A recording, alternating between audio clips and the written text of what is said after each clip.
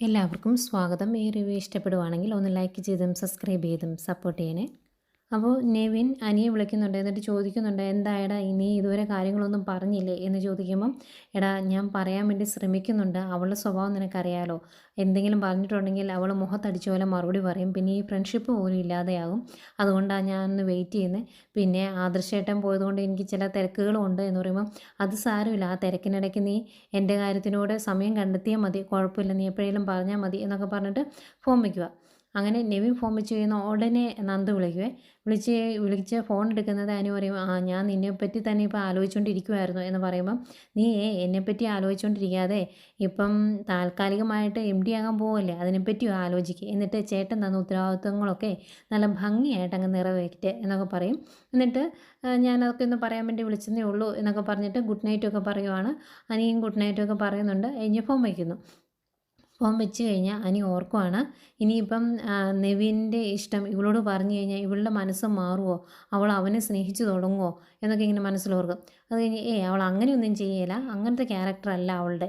പക്ഷെ അവളുടെ ചേച്ചിമാരും അമ്മയും അച്ഛനും ഒക്കെ ഈ കാര്യം അറിഞ്ഞിട്ടുണ്ടെങ്കിൽ ആ വിവാഹം നടത്താൻ വേണ്ടി ഉറപ്പായിട്ടും മുന്നോട്ട് ഇറങ്ങും. ഇനി ഞാൻ എന്താ ചെയ്യുന്നത് എന്നാലോചിച്ച് ഇങ്ങനെ വിഷമിച്ചിരിക്കുവാണ് അനി.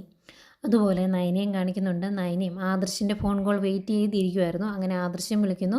രണ്ടുപേരും പരസ്പരം കാണാൻ പറ്റാത്തതിൻ്റെ ചെറിയ പരിഭവങ്ങളും സങ്കടങ്ങളൊക്കെ പറയുന്നു. പിന്നെ അവിടുത്തെ കുറേ ഉത്തരവാദിത്തങ്ങളുണ്ട്, അതിലേക്ക് ഞാൻ നാളെ തൊട്ട് ചെല്ലുവാണ്, അപ്പോൾ തിരക്കായി കഴിഞ്ഞ് വിളിക്കാൻ ചിലപ്പം കഴിയേല, പറ്റുന്ന പോലെയൊക്കെ വിളിക്കാം എന്നൊക്കെ പറഞ്ഞ് അവരും ഗുഡ് നൈറ്റ് പറഞ്ഞ് കിടക്കുന്നു.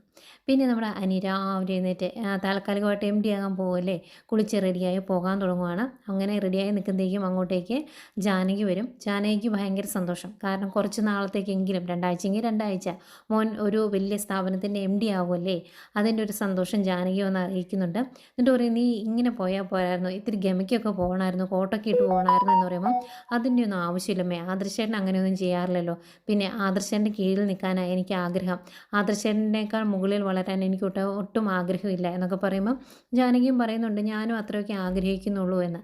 എങ്കിലും നീ കുറച്ച് നാളത്തേക്കെങ്കിലും ഒരു MD ആവുകയാണല്ലോ, അതിൻ്റെ ഒരു ഗമയൊക്കെ ഉണ്ട് കേട്ടോ എന്നൊക്കെ പറയുന്നു. എന്നിട്ട് പറയുന്നുണ്ട്, നീ നല്ല രീതിയിൽ തീരുമാനങ്ങൾ എടുക്കും എന്ന് എനിക്കറിയാം, അതുകൊണ്ടാണല്ലോ അഭിയുടെ കാര്യത്തിൽ ഇത്രയും ഉറച്ചൊരു തീരുമാനം നീ എടുത്തത് എന്ന് പറയുമ്പം അനി പറയുന്നുണ്ട്, ആ തീരുമാനത്തിൽ എന്നെ ആരും വിമർശിച്ചിട്ടില്ല, പക്ഷെ അതിനുള്ള തിരിച്ചടിയായിട്ട് നവ്യയെടുത്ത് കുറേ കാര്യങ്ങൾ ചെയ്തു വെച്ചിട്ടുണ്ടല്ലോ എന്ന് പറയുക. അന്നേരം ജാനകി പറയുന്നുണ്ട്, അവൾ കുറച്ചൊന്നും അല്ല ചെയ്തു വെച്ചേക്കുന്നത്, ഒരുമ്പെട്ട് ഇറങ്ങിയേക്കുക, ഇനി എന്തൊക്കെയാണ് കാണിച്ചു കൂട്ടുന്നതെന്ന് ദൈവത്തിനറിയാം എന്ന് പറയുമ്പം അനി പറയുന്നുണ്ട്, നവ്യയെടുത്ത് ഈ കാട്ടിക്കൂട്ടുന്നതിന് മൊത്തം നല്ല രീതിയിൽ അവർ കരയും, എന്നിട്ട് ആദർശൻ്റെ കാല് പിടിച്ച് കരഞ്ഞ് കണ്ണീര് പൊഴിക്കുന്ന കാലം ഉണ്ടാകും, ഉറപ്പായിട്ടും അങ്ങനെയൊക്കെ സംഭവിക്കും എന്നൊക്കെ പറയുമ്പം ജാനകി പറയുന്നുണ്ട്, ആദർശ് തെറ്റൊന്നും ചെയ്തിട്ടില്ല എന്ന് എനിക്ക് പലപ്പോഴും തോന്നിയിട്ടുണ്ട്, പക്ഷേ എന്താണ് എവിടെയാണ് ഇവിടെ തെറ്റ് സംഭവിച്ചത് എന്ന് ആരും പറയുന്നില്ല, അതൊന്നും തുറന്നു പറയാതെ നമുക്ക് മൊത്തത്തിൽ നവ്യനെ കുറ്റം പറയാനും പറ്റത്തില്ല എന്നൊക്കെ പറയുന്നുണ്ട്.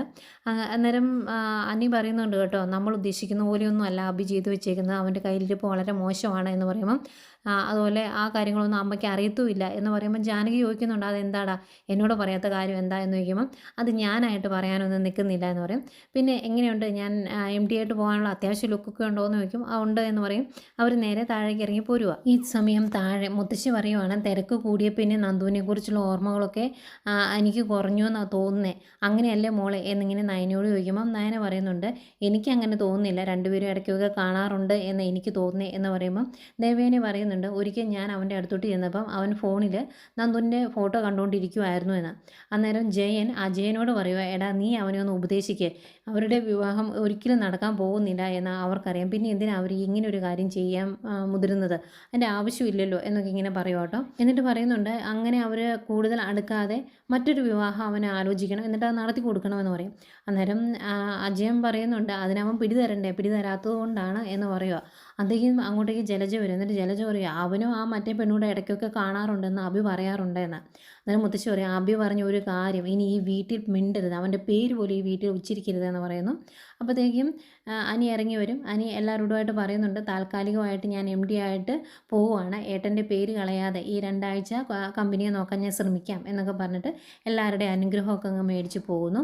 അത് കാണുമ്പം ജലജയ്ക്ക് ഇഷ്ടപ്പെടുകയില്ല. ജലജ നേരെ അബിയുടെ അടുത്ത് വരും. അന്നേരം അബി പറയുന്നുണ്ട്, അമ്മോട്ടും വിഷമിക്കേണ്ട, എന്നെ ജയിലിൽ കിടത്തി അവൻ അങ്ങ് ദുബായിൽ ജയിലിൽ കിടക്കാൻ പോവാണ്. ഇവിടെയും സ്വർണ്ണക്കടത്തിൻ്റെ പേരിലല്ല അവൻ എന്നെ ജയിലിൽ കിടത്തിയത്, അവിടെയും ആ പേരിൽ തന്നെ അവൻ ജയിലിൽ കിടക്കും. പിന്നെ അവനെ അവിടുന്ന് ഊരിക്കൊണ്ട് വരാൻ വേണ്ടി ഇവിടുത്തെ മുത്തച്ഛൻ എന്ന് പറയുന്ന ആൾ നന്നായിട്ട് വേർക്കും.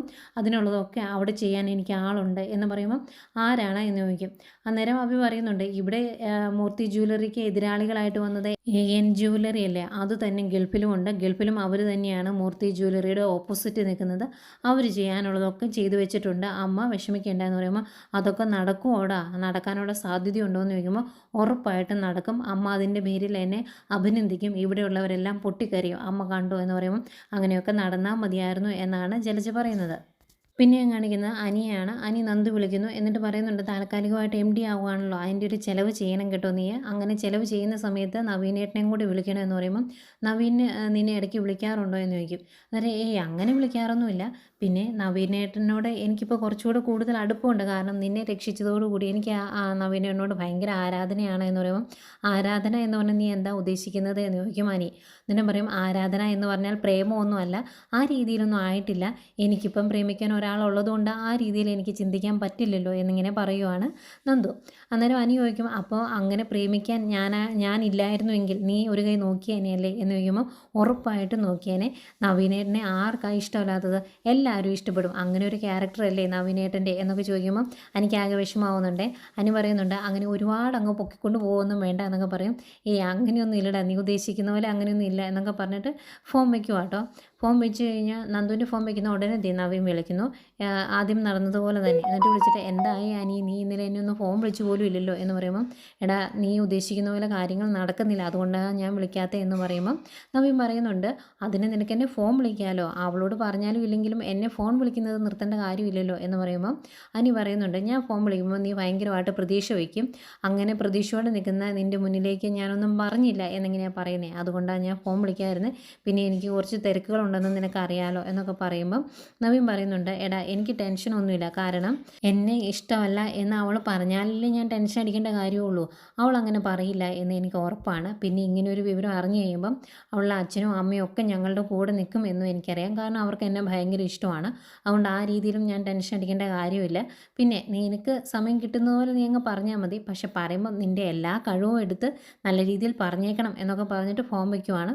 പിന്നെ കാണിക്കുന്നത് അനി ഓഫീസിലേക്ക് വരുവാണ്. എല്ലാവരും ജൂനിയർ MD അല്ലേ, MDനെ സ്വീകരിക്കുന്നു. അന്നേരം ഇതിൻ്റെ ഒന്നും ആവശ്യമില്ല എന്ന് അനി പറയുമ്പം അവർ പറയുന്നുണ്ട്, ഞങ്ങൾക്ക് അങ്ങനെ കാണാൻ പറ്റത്തില്ലല്ലോ, കാരണം ആദർശ് സാറ് കഴിഞ്ഞ് കഴിഞ്ഞാൽ ഈ കമ്പനിയെ നയിക്കുന്നത് സാറാണ് എന്ന് ഞങ്ങളോട് പറഞ്ഞിട്ടുണ്ട്, അപ്പോൾ ആ രീതിയിലുള്ള ബഹുമാനം ഞങ്ങൾ തരണമല്ലോ എന്നൊക്കെ പറയുന്നു.